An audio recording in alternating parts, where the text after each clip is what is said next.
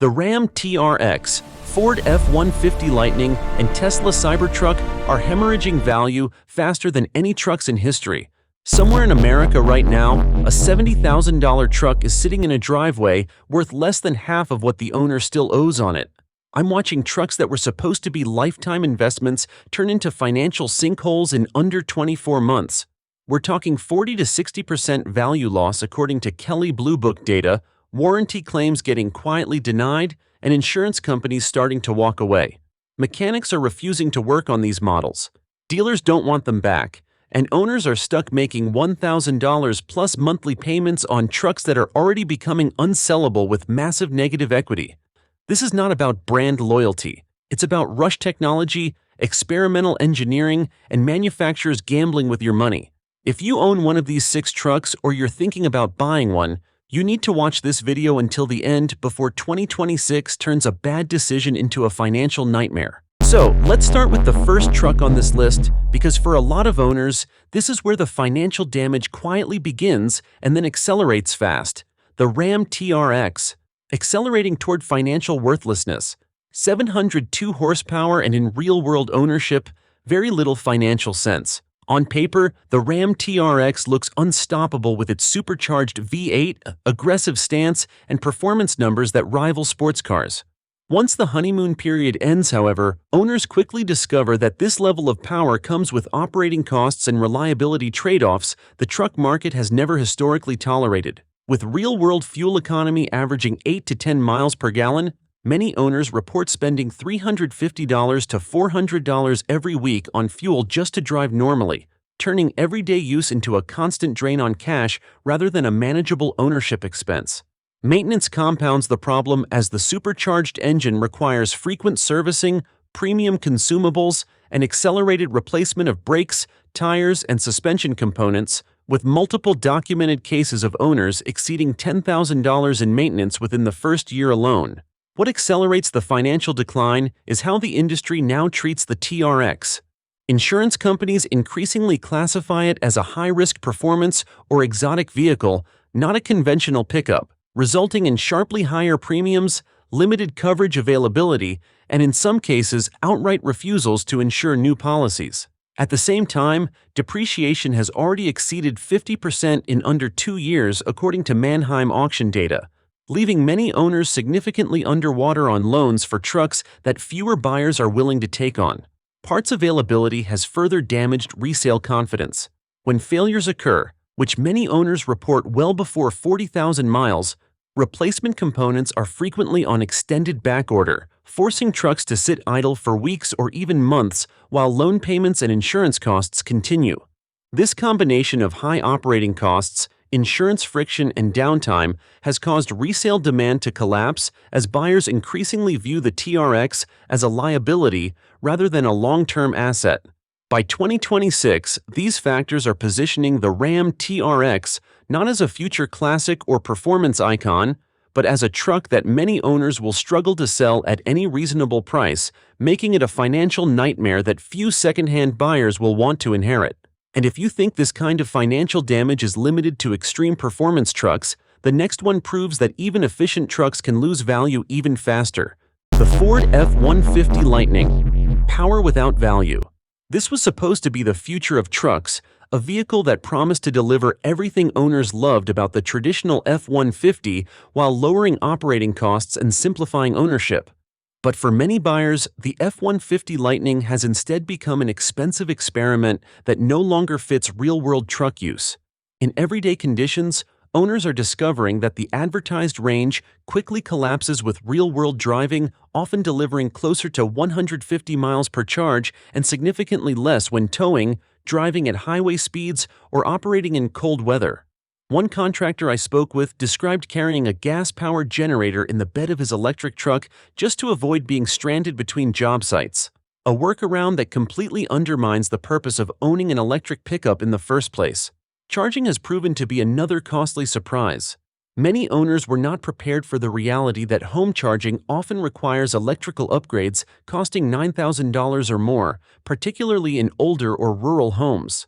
While public charging infrastructure remains unreliable, frequently broken, or incompatible, when charging access becomes limited, the truck's usability drops sharply, turning what should be a daily driver into something that sits unused for long stretches of time. The long-term financial risk becomes even more serious when battery replacement enters the conversation. Replacement costs approaching $30,000 now exceed the market value of many used Lightnings, effectively turning the battery into a liability rather than an asset and pushing these trucks beyond the total loss threshold for insurance companies. Insurance companies are beginning to respond to this imbalance, with some owners reporting higher premiums, restricted coverage, or outright reluctance to insure battery replacement risk at all. As a result, resale demand has collapsed. Edmunds auction data shows many F-150 Lightnings selling for less than 50% of their original MSRP after just 18 months, a depreciation curve that is virtually unheard of for an F-150. Buyers in the secondary market understand the risks, and dealers are increasingly unwilling to take these trucks on trade without severe discounts. By 2026, the combination of limited real-world range, expensive charging requirements, massive battery liability, and shrinking insurance support is positioning the F-150 Lightning not as a forward-looking investment, but as a truck many owners may struggle to sell at any reasonable price. But when repairability disappears entirely and insurance starts hesitating, the financial risks move into an entirely different category. The Tesla Cybertruck, a $100,000 experiment with no exit. By 2026, many Cybertruck owners may realize they didn't buy a truck at all, but a rolling experiment that the market no longer knows how to price, insure, or repair. The Tesla Cybertruck was launched with massive hype and early prices that frequently exceeded $90,000 to $100,000 according to manufacturer-suggested retail price data. Yet it relies on an untested stainless steel, 30x exoskeleton, and unconventional construction methods that place it outside the traditional repair ecosystem. Unlike aluminum or steel-bodied trucks, the Cybertruck's exterior panels cannot be reshaped, painted, or blended, which has already led many body shops and collision centers to refuse repairs altogether. Even minor damage can require full panel replacement, with early repair estimates reaching tens of thousands of dollars for relatively small incidents. Insurance companies have taken note of these repair realities. GEICO has actually terminated policies for Cybertruck owners, and many other insurers report sharply higher premiums compared to conventional pickups, while some insurers are restricting coverage or requiring special underwriting due to uncertain repair costs and limited loss data. When a vehicle becomes difficult or expensive to insure, resale demand deteriorates quickly, especially in the used market where buyers are far less willing to gamble. Battery liability is where the long-term math turns especially grim. Like other large electric trucks, the Cybertruck carries a battery pack that could cost $25,000 to $35,000 to replace once out of warranty, a figure that is likely to exceed the truck's market value within just a few years. As depreciation accelerates, owners face a situation where a single battery failure can total the vehicle financially, even if the rest of the truck remains functional. Early resale data already reflects this risk. Secondary buyers are cautious. Trade-in offers are heavily discounted, and auction interest remains thin relative to price as the Cybertruck lacks the broad service network, aftermarket support, and long-term repair confidence that traditionally protect truck values. Unlike legacy pickups that can be repaired indefinitely, the Cybertruck depends heavily on proprietary parts, software, and manufacturer support, all of which introduce uncertainty as the vehicle ages. By 2026, the combination of extreme initial pricing, limited repairability, rising insurance friction, and battery replacement costs that rival or exceed the truck's resale value is likely to push the Cybertruck into a category few buyers want to touch. What was sold as a revolutionary truck risks becoming financially worthless, not because it stops running, but because it no longer makes economic sense to own, repair, or resell. And while some buyers assume cheaper meant safer, the next truck shows how budget decisions can create just as much financial pain. The Ford Maverick Hybrid, the illusion of savings. The Ford Maverick Hybrid was sold as the smartest way to avoid expensive truck ownership, but for many buyers it has quietly become one of the fastest ways to lose money in the compact truck segment.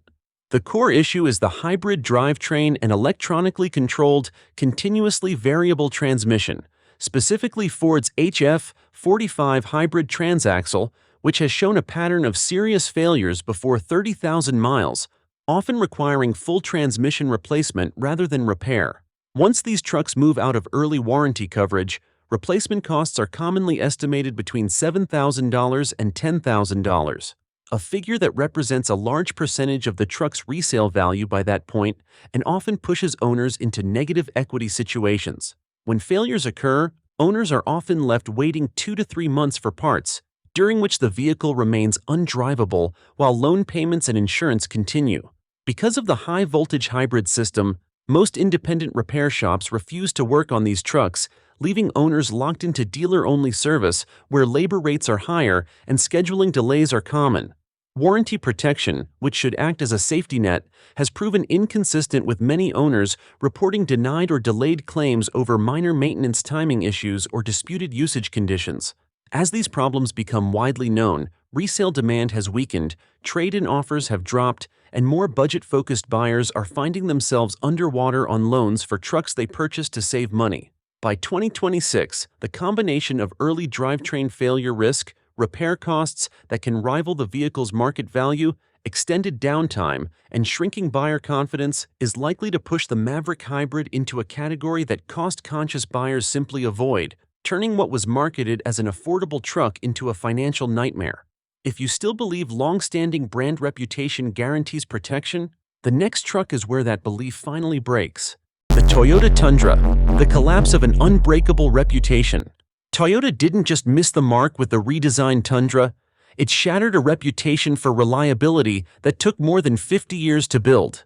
The switch from the proven V8 to the V35A-FTS twin turbo V6 has resulted in catastrophic engine failures occurring in some cases before 5,000 miles, often during the break-in period.